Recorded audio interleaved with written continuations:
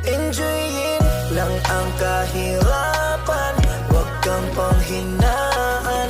Darating at darating din tayo sa ating inaasam.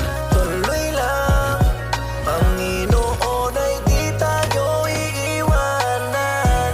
Magtiwala ka lang, di ka niya iiwanan. Basta magtiwala ka lang, di ka niya iiwanan. Basta magtiwala. Panginoon, hindi tayo iiwanan kahit na nahihirapan, patuloy na gumapang.